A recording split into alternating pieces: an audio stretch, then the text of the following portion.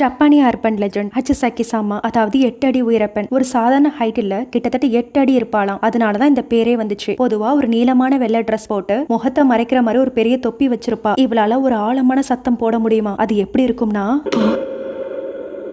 இந்த சத்தம் கேட்டா அங்க இருந்து எஸ்கேப் ஆயிடணுமா. ஹச்சிசாக்கி சாமாவுக்கு சின்ன பசங்களை ரொம்ப இஷ்டமா. ஆனா கடத்திட்டு போக ரொம்ப பருவ வயதுல நெருங்கிய குழந்தைங்களை தான் டார்கெட் பண்ணுவாளாம். ஒரு பையனை இவளை பார்த்துட்டான்னு வச்சுக்கோங்களேன், அடுத்த சில நாட்களுக்குள்ளேயே அவனை தூக்கிட்டு போயிடுவா. என்ன ஆனாங்கன்னு யாருக்கும் தெரியாது. ஹச்சிசாக்கி சாமாவை பத்தி வெளிவந்த ஒரு கதையை பத்தி நான் சொல்ல போறேன். ஒரு சின்ன பையன் அவனோட தாத்தா பாட்டி வீட்டுக்கு ஜப்பான் கிராமத்துக்கு போறான். அங்க விளையாடும் போது வேலி பக்கத்துல 8 அடி உயரத்துல வெள்ளை தொப்பியோட ஒருத்தி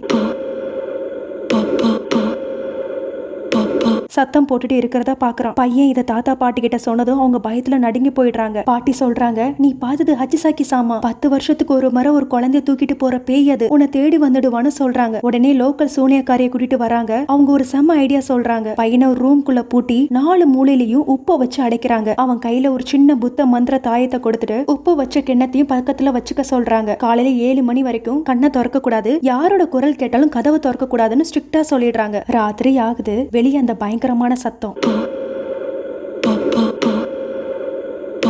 அது எல்லா திசையில இருந்து கேக்குது. யாரோ ஜன்னலை தட்டுறாங்க. அப்புறம் தாத்தா பாட்டி குரல் மாதிரி, கதவு திற, நாங்க தான் அப்படின்னு சொல்லி கூப்பிடுறாங்க. ஆனா பையன் கெட்டிக்காரன். அந்த தாயத்தை கெட்டியா புடிச்சிட்டு கதவை திறக்கவே இல்ல. காலையில 7 மணி ஆனதும் சத்தம் நின்னு போகுது. பையன் இருந்த ரூம கதவை திறந்து பார்த்தா ரூம் மூலையில வச்சிருந்த உப்பு எல்லாமே கருப்பு கலர்ல மாறி போயிருக்கு. ஹச்சிசாக்கி சாமா உள்ள வர ட்ரை பண்ணிருக்கா, அந்த உப்பு தடுத்துருச்சுன்னு அர்த்தம். உடனே தாத்தா பாட்டி பையனை ஒரு வேன்ல ஏத்தி நேரா விமான நிலையத்துக்கு கூட்டிட்டு போறாங்க. லாஸ்டா அந்த பையன் ஜன்னல் வழியா பார்க்கும்போது வெள்ளை தொப்பியோட ஹச்சிசாக்கி சாமா அவங்க வேனுக்கு பக்கத்திலே பறந்துட்டு வந்து ஒரு பயங்கரமான சிரிப்போட அவனை பாக்குறத பாக்குறான். பையன் அந்த நாட்டை விட்டு வெளியே போயிடுறான். தாத்தா பாட்டி என்ன சொன்னாங்கன்னா, எக்காரணம் கொண்டு நீ மறுபடியும் ஜப்பானுக்கு காலடி வைக்க கூடாது, அப்படி வச்சா ஹச்சிசாக்கி சாமா உன்னை தேடி வந்துடணும்னு சொல்லிட்டாங்க. அதனால அந்த பையன் தன்னோட பாசமான தாத்தா பாட்டியை கூட பார்க்க முடியாம வெளிநாட்டிலேயே வாழ்ந்திருக்கான்.